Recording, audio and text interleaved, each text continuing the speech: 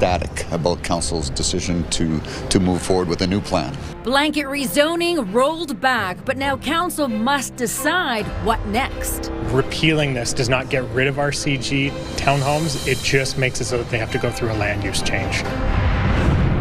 Canada's Foreign Affairs Minister in Calgary. Alberta specifically comes up in so many of my bilateral engagements. Her message on resilience in these turbulent times. He's lovely, he's really easygoing. And doesn't seem to mind the zoo crowds one bit. Welcome home, Yelly. CTV Calgary, local breaking news with Camilla Di Giuseppe. Good evening. Calgary's contentious blanket rezoning bylaw is gone just 2 years after it was first approved. Councillors voted in favor of scrapping the land use policy after hundreds of speakers weighed in. Now the work is underway to figure out what will replace the rules. Jordan Canagan reports.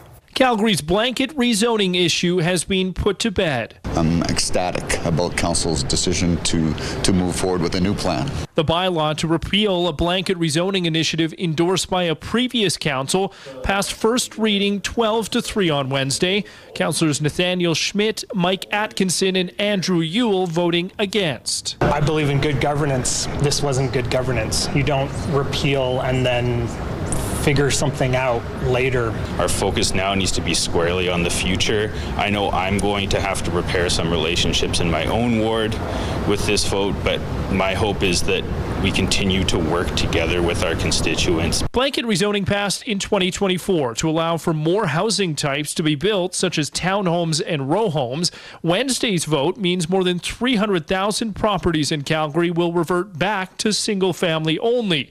Any new low-density developments in most communities will again need to go through individual land use hearings. My vote was to begin the process of restoring and healing that trust that Calgarians should have in the decisions that are being made here.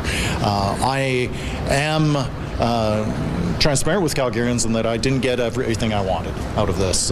We need to both repeal and replace blanket rezoning. The decision to reverse course comes after more than 400 people spoke at a public hearing on rezoning. But obviously I'm very disappointed. So I spent a lot of time working on the original campaign in support of rezoning for housing, and it feels a bit like I pushed a rock up a mountain and now that rock is rolling back down. So council listened. They were open, but at the end of the day, they voted along the lines that we anticipated. So we're happy with that. Jordan Canagan, CTV News, Calgary. Councillors spent hours today talking about replacement policies for blanket rezoning, but no final decisions have been made yet. Opponents of the Alberta separation rallied in Edmonton today. Demonstrators are calling on the Alberta government to stop a citizen-initiated referendum on separation. Several First Nations are now asking the courts for an injunction to stop the process. The group behind the referendum says it has already collected enough signatures to force a vote later this year. The threat of separation has the mayor voicing a Team Canada approach when it comes to attracting business to our city. And Calgary Economic Development is urging local businesses to explore other markets for trade amid tensions with the U.S., growing separation unease, and global uncertainty. As Tyson Fedor reports, some are bypassing America for new relationships elsewhere. Casa Bonita Foods sells locally sourced, authentic Mexican food throughout supermarkets in Canada. The Canadian business expanded nationally, but has found luck selling its chips, salsa, and tacos in other parts of the world. We started selling a little bit into the States, but we realized that our biggest opportunity was Asia. The company is part of Calgary Economic Development's 2026 report to the community. It works with CED's Trade Accelerator program that helped bring in $60 million in international trade revenue for local businesses last year. But the plan was to expand south of the border. It was kind of the next step, and then everything with the Americans started happening. So things started getting less friendly. So we started looking elsewhere, and we realized as well that everybody else was looking for an option rather than the estates. In its annual report to the community, the CED highlighted a significant shift in Alberta's trade landscape. Last year marked the lowest number of trade deals with the U.S. on record for Calgary-based companies supported by CED programming. We'll never replace our largest trading partner, but what we are seeing globally is a shift towards more complex and multi-market trade environments. But with trade uncertainty globally, there's also uncertainty at home. Alberta separation has deferred some business plans. Have we seen decisions being paused? Absolutely. Have we seen them be stopped? No. And our point of view is simply that we still have the best business environment in Canada, if not North America. But the talk of separation has also pushed the mayor to voice his support for a Team Canada approach. It's practically every day now that I speak with potential investors, entrepreneurs who are thinking about Calgary, but otherwise putting their plans on hold until we see a resolution of the whole debate around separatism. This has caused a tremendous amount of damage thus far, even the debate around it. Tyson Fedor, CTV News, Calgary. New public opinion data from the Angus Reid Institute shows that the Alberta government is performing better than other provinces, but half of respondents say it is on the wrong path.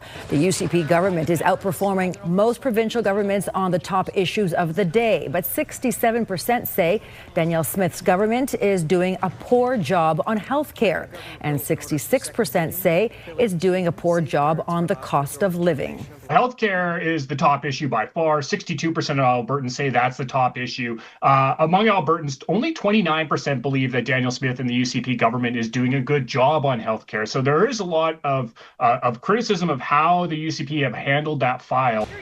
The survey also found 46% of Albertans have a favorable view of Smith compared to 33% for NDP leader Naheed Nenshi. But they both have high unfavorable ratings. 53% disapprove of Nenshi and 52% disapprove of Smith. Foreign Affairs Minister Anita Anand was in Calgary today to speak with the Chamber of Commerce. As Canadians live with a trade war with the United States and conflict in the Middle East, she says it's a pivotal moment in our country's history. Tyler Barrow explains. Foreign Affairs Minister Anita Anand spoke to the Chamber of Commerce on Wednesday, highlighting the big role Alberta Energy plays in international relations. Just want to underscore the extent to which Alberta specifically comes up in so many of my bilateral engagements. As the country boosts defense spending, she highlighted building Arctic sovereignty, which included spending on the Mackenzie Highway, which runs through northern Alberta and into the Northwest Territories. As Alberta pushes for a new pipeline west, the minister was pressed on the long timeline in building the Trans Mountain pipeline. Anand said technologically sound infrastructure takes time. She also addressed Canada's role in liquefied natural gas. A new Deloitte report says disruptions in the Strait of Hormuz, a key shipping route, are tightening global LNG supplies and driving price volatility. The world is watching Canada and recognizing that we are an energy superpower.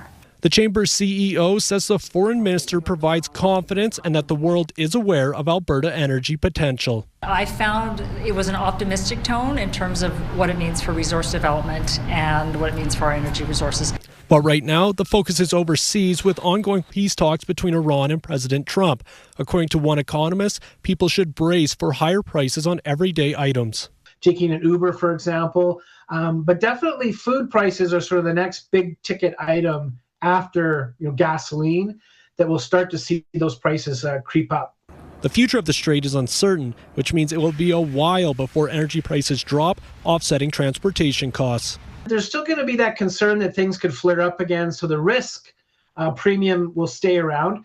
Tyler Barrow, CTV News, Calgary. The Alberta government previously released its benchmark for the year at $60.50. Today, West Texas Intermediate closed just shy of $94.50 U.S. Roche says staying in the $84-85 range would provide billions in oil revenue for the province. A woman is dead and a child was seriously injured in a crash southeast of the city today. Just after 2 p.m., RCMP were called to a single vehicle rollover south of Brooks. It happened at the intersection of highways 36 and 539. Mounties say a northbound SUV hit a ditch and rolled, killing a 35-year-old woman from Pincher Creek. A child was airlifted to hospital in serious condition. The investigation continues and the area has reopened to motorists.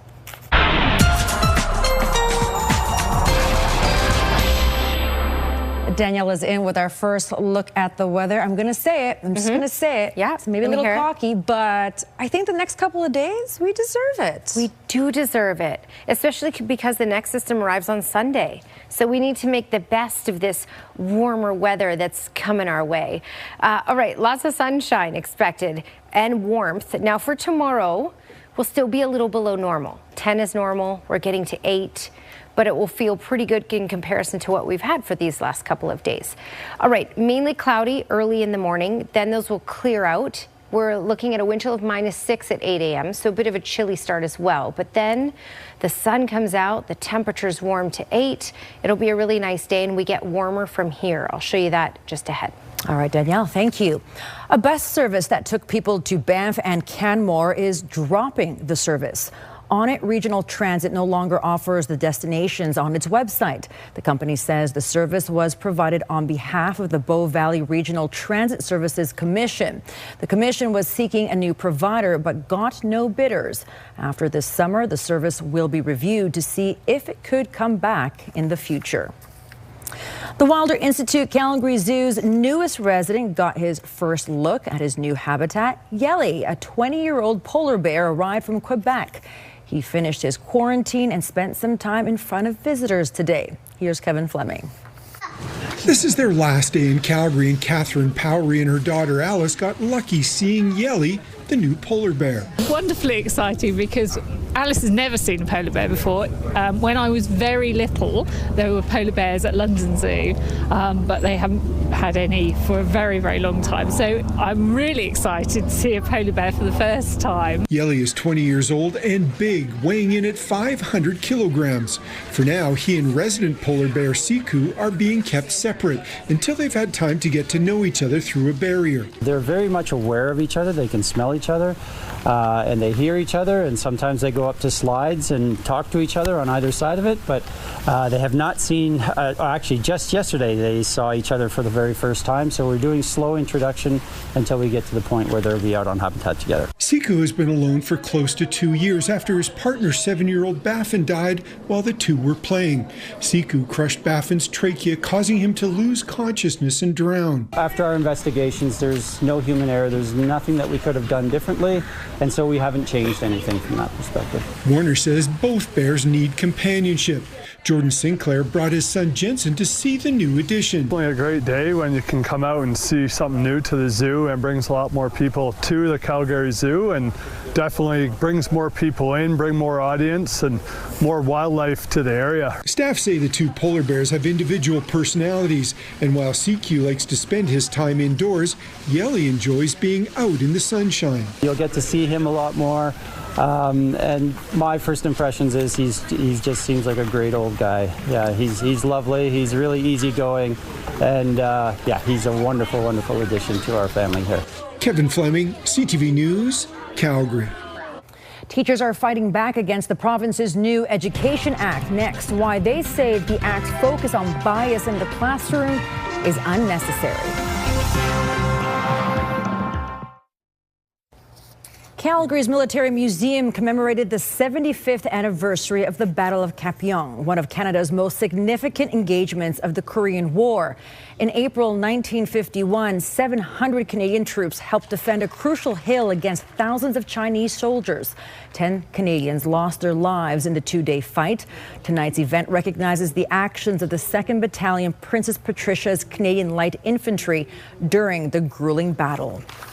The United Way Calgary hosted its first Woman of Impact Gala. A field of 95 nominees were scaled down to 5 finalists, all of them community leaders in a range of areas and driving change across the city.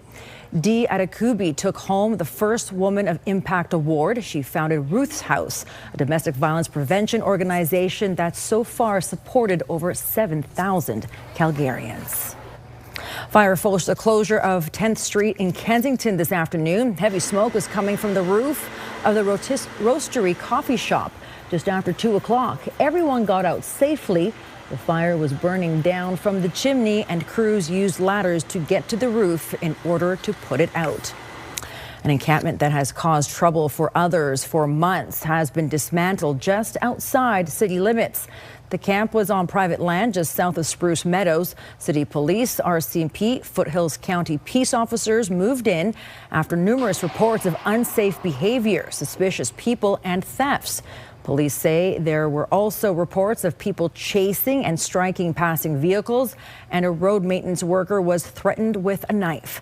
Police found 4 trailer loads of debris, makeshift structures, and bicycles. They seized 4 knives, and 1 person was arrested for trespassing and outstanding warrants, but the person declined support services. A Calgary man is charged after a copper pipe theft that caused significant damage to a medical supply facility last summer. Piping was removed from refrigeration units that house temperature-sensitive medicine. The units failed, resulting in $400,000 in damage. A 52-year-old man is charged. The province is sticking to its neutrality messaging on the bill that aims to remove bias and ideology from Alberta classrooms. Education Minister Dimitrios Nicolaides says Bill 25 responds to concerns he's heard from parents. But educators argue personal bias is already covered through professional standards. Jeremy Thompson reports. Our schools should be places where we teach students how to think and not what to think. Education Minister Dimitrios Nicolaides says his government's amendments to the Education Act in Bill 25 will ensure teachers keep any personal bias or ideology out of their lessons. He says it's become a distraction that's hurting test results. The bill requires teachers treat all viewpoints from students equally. It's an issue he hears about from parents. Students shouldn't be censored from expressing any kind of particular view or opinion. That includes views based on misinformation, even if they're potentially harmful to others. Nicolaides isn't concerned about hate speech in the classroom because those goalposts are already outlined by the Criminal Code of Canada. There is a solution being presented in this bill to a problem that doesn't exist. This University of Alberta education professor says teachers already follow professional standards to keep their views to themselves. Their training guides discussions about ideology, human rights, and other sensitive subjects. Perhaps the student comes into the classroom thinking they know everything there is to know about a topic, and then through study, through investigation, they learn that there's a lot more to a topic than they thought. Peck believes under Bill 25, teachers will choose to avoid touchy topics altogether, a chilling effect the minister doesn't see. Well, the legislation doesn't limit topics that can be discussed in a classroom in any way, shape, or form. If a teacher wants to challenge a student's particular perspective on any subject, that they can do so in a manner that's fair and free from any personal bias. It's just right-wing ideology posing as neutrality. The opposition NDP also takes issue with new flag restrictions in the bill that say schools can only fly the Canada and Alberta flags unless given special permission. Cut the crap. This is about banning the pride flag, and they're just not brave enough to say that. Nicolaides says the restrictions could extend to classroom decorations or even stickers or pins on teachers' personal belongings. Those regulations will be ironed out if the bill is passed and enacted for the next school year. Jeremy Thompson, CTV News, Edmonton. Danielle's up next with her Skywatch forecast, and we do have a couple of really nice days ahead. More details on the change later this weekend next.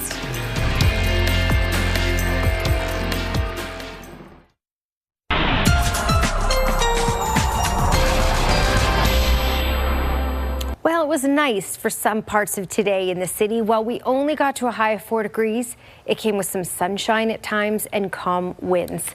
So there's that high of 4 in the city. 7 was the high in Banff, Drumheller, Brooks, West Milk River, and 6 with a high in Lethbridge and Medicine Hat. So this is all below normal, but we'll get closer to normal in most communities by tomorrow. All right, so when we look at this little bit of mixed precipitation that's been moving through, this is pretty much fizzling out for Calgary and slumping down to the south. So overnight, this is mainly an event for the far south, picking up anywhere from trace to 2 centimeters, but a lot of it melting on contact with the warmer ground. And if not, when the sun comes out tomorrow, well, it'll melt it off really quick. All right, for the morning hours, it looks like it will be mainly cloudy in Calgary, but then this will start to work its way out in the later morning hours. So we're looking at a good amount of sunshine by late morning and early afternoon, and this will help our temperatures climb as well. So no real significant weather after that until later on Saturday. Saturday should be a nice day, but by the afternoon hours, the clouds will increase in the city, and then we get into the potential of a late day sprinkle. It's really Sunday that will be the next real weather maker for us.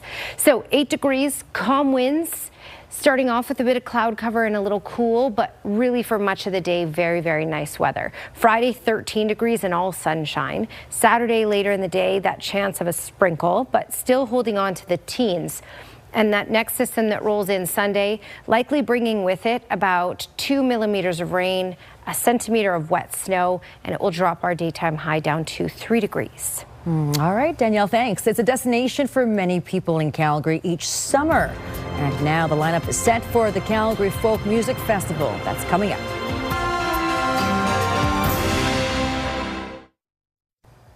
Theatre Calgary's latest offering, A Doll's House, is a contemporary take on a theatrical classic about an ordinary family, a perfect marriage, and a wife with a secret. Hi. Oh, you're already back. Did anyone come by? Here? No. That's strange. The Tony Award-nominated performance adapted by Amy Herzog is a more modern-day take on Henrik Ibsen's play written nearly 150 years ago. It follows Nora Helmer, a doting and submissive housewife who eventually awakens from a doll-like existence to self-awareness. The play, which was considered groundbreaking more than a century ago, deals with themes of gender inequality, identity, and financial autonomy. And it's really from Nora's worldview and perspective, seeing her journey from somebody who is performing the roles that society is expecting her to do, to then realizing, who am I without those roles, and what do I want to do, and what is it to start living life for myself. A Doll's House is playing at Max Bell Theatre until May 3rd. Tickets are available at theatrecalgary.com. The lineup for the Calgary Folk Music Festival is set, featuring 67 artists from around the world from a wide variety of genres. The complete lineup was revealed this morning at Festival Hall, announced today as headliners of Monsters and Men, an Icelandic indie folk group. Other headliners include 80s new wave band The Psychedelic Furs and country star Marty Stewart and his fabulous superlatives. I'm not sure I got that right. I probably didn't. Many Canadian artists will take the stage too. Lots and lots of Canadian artists, some of whom are returning and some of whom are new, and wonderful artists from our own backyard. Mariel Buckley just got herself a Juno, and she's going to be performing this summer. This will be her 3rd time back at the festival, and each time she's more of a superstar. Tickets are available at calgaryfolkfest.com. All right, that's it for us here at CTV News at 11:30. Thank you so much for watching. Have a good night.